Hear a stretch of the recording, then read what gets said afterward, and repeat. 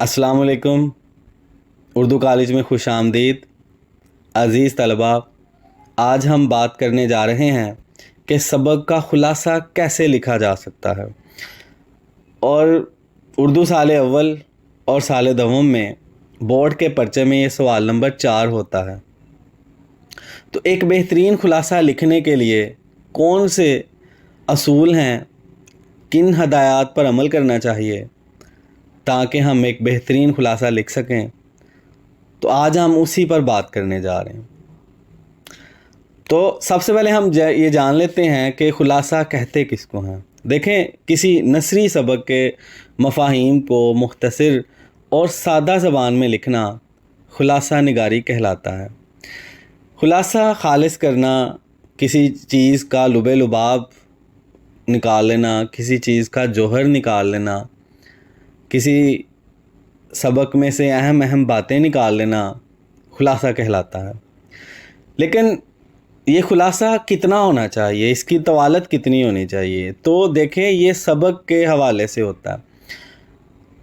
सबक का ख़ुलासा 1/3 होना चाहिए, यानी जितना भी सबक है उसका 1/3 हिस्सा ख़ुलासा होना चाहिए। अगर कोई सबक तवील है तो ज़ाहिर है उसका ख़ुलासा जो है वो उसका 1/3 होगा, और एक सबक जो है आपके निसाब में शामिल हैं वो अगर मुख्तसर है तो उसका ख़ुलासा भी उसी तनासुब से होगा, उसी निस्बत से होगा। तो 1/3 होना चाहिए, और अमूमन ये 2.5 से 3 सफ़ात का बन जाता है। उसके बाद आगे चलिए, तो ख़ुलासा लिखते वक्त अपनी तरफ से हवालाजात, तासुरात, राय या तनकीद को शामिल ना करें। कोई भी तनकीदी जुमला, मुसन्निफ़ के बारे में कोई भी राय, उस सबक के बारे में कोई भी किसी भी किस्म के तासुरात और हवालाजात कतन नहीं लिखने चाहिए। देखें, ख़ुलासा का मतलब है दिए गए सबक को मुख्तसर करना।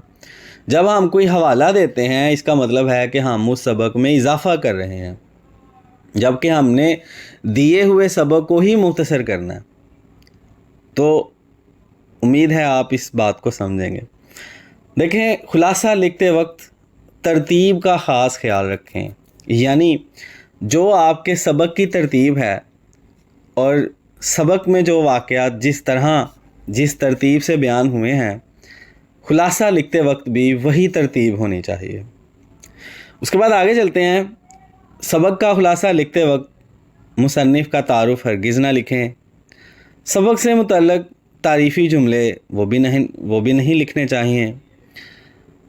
देखिए, मुसन्निफ़ का तारुफ़ जो है वो तशरीह में तो करवाया जा सकता है, ख़ुलासा लिखते वक्त उसकी ज़रूरत नहीं है। अज़ीज़ तलबा, मैं आपको एक बात बताता चलूँ, ख़ुलासा का आगाज़ उसी तरह करें जिस तरह सबक का आगाज़ होता है, यानी जिस सतर से आपके नसरी सबक का आगाज़ होता है, आप ख़ुलासे का आगाज़ भी उसी सतर से, उन्हीं अल्फाज से करेंगे। उसके बाद आगे चलें, तवालत कितनी होनी चाहिए। तो सबक के ख़ुलासा की तवालत 2.5 से 3 सफ़ात तक होनी चाहिए। और मैं आपको बता चुका हूँ कि ये तवील सबक के हवाले से और मुख्तसर सबक के हवाले से हम देखते हैं। तो अगर कोई नसरी सबक आपका मुख्तसर है तो वो उसका ख़ुलासा 2 सफ़ात पर भी लिखा जा सकता है। असूल 1/3 है, 1/3 हिस्सा ख़ुलासा होना चाहिए, ठीक है। और अमूमन ये 2, 2.5 और 3 सफ़ात तक ये ख़ुलासा लिखना चाहिए। उसके बाद आगे चलें, तो सबक के बाहर से कोई चीज़ ख़ुलासे में मत लिखें। कहा जाता है कि एक ख़त्मा भी, एक फुल स्टॉप भी आप ना लगाएं जो सबक में ना लगा हो। कोई भी बात खुद से नहीं लिखनी ख़ुलासा लिखते वक्त, ठीक है। कहने का मतलब ये है, सबक में ज़ेली उन्वानात लिखना गलत हैं। कोई भी हेडिंग नहीं आपने बनानी ख़ुलासे में, ख़ुलासा लिखते वक्त हेडिंग नहीं बनानी, सुर्खियाँ नहीं बनानी।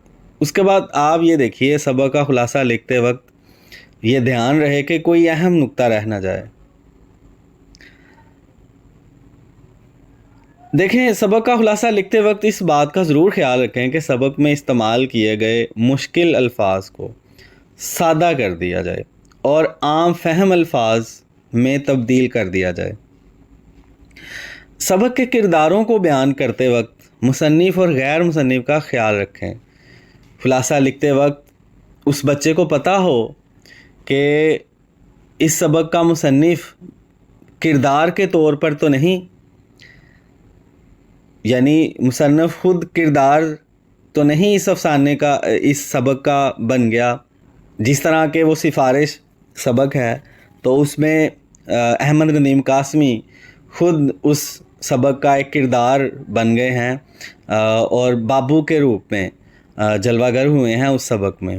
تو مصنف جو ہے وہ بابو کے کردار کے طور پر آ رہا ہے، جبکہ دیگر کرداروں میں ہمارے پاس جو ہے وہ فیقہ آ جاتا ہے اور صدیقہ آ جاتا ہے، ڈاکٹر عبدالجبار آ جاتے ہیں۔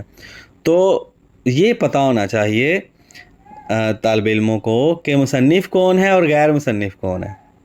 اس کے بعد آگے چلیں۔ پرچے میں سبق کا خلاصہ لکھنے کے لیے 20 منٹ صرف کریں اور مصنف کا نام وہی لکھیں جو نصابی کتاب میں درج ہو، اس کو الگ لکھنا چاہیے، اور مصنف کے نام کا 1 نمبر ہوتا ہے، 9 نمبر خلاصے کے ہوتے ہیں، یوں 10 نمبر کا یہ سوال مکمل ہوتا ہے۔ آخری بات عزیز طلبہ میں آپ کو بتاتا چلوں کہ خلاصہ لکھا جاتا ہے، آپ یوں سمجھیے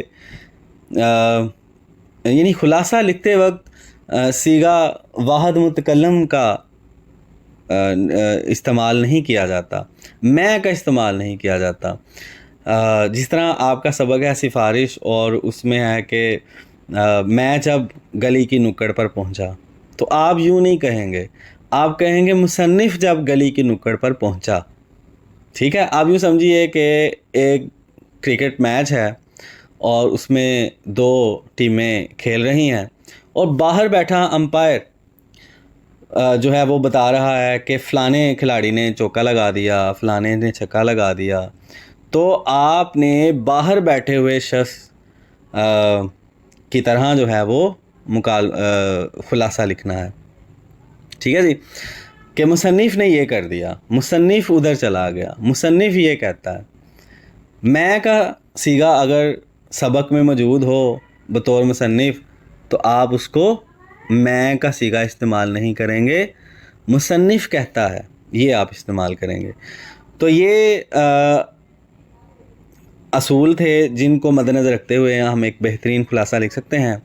امید ہے ان سے آپ کو ان اصولوں کی مدد سے آپ ایک بہتر خلاصہ لکھ کر امتحانات میں اچھے نمبر حاصل کریں گے۔ اگلی ویڈیو ضرور دیکھیے گا، اور اگر آپ کو یہ ویڈیو پسند آئی ہے تو اس کو لائک اور سبسکرائب چینل کو ضرور کیجیے گا۔ اجازت دیجیے گا، اللہ حافظ۔